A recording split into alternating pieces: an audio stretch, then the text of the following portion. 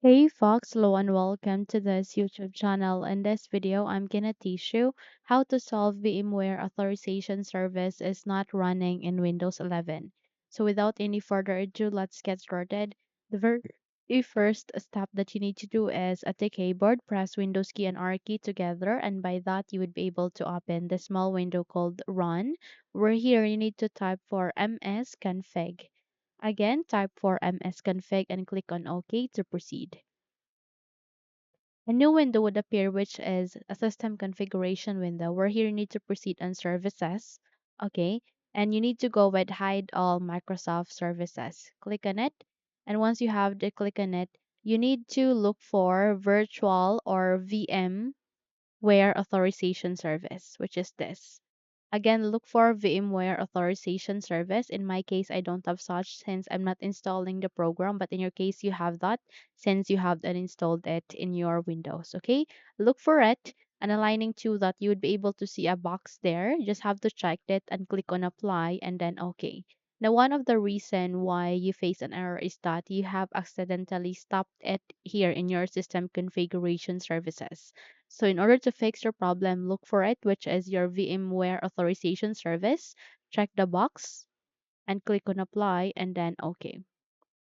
Once you're done, restart your computer. And once you have restarted it, navigate to our second method, which is at the keyboard again. This time you need to press Windows and R key together. And here, please type for services.msc and click on OK to continue. If your user account control would ask you to say yes, simply proceed with yes so that you'll be able to proceed in this window.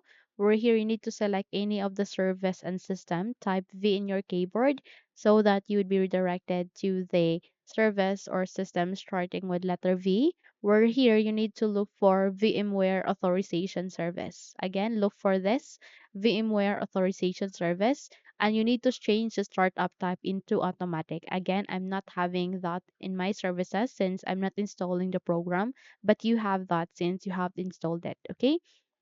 So let's say, for example, this is the VMware Authorization Service.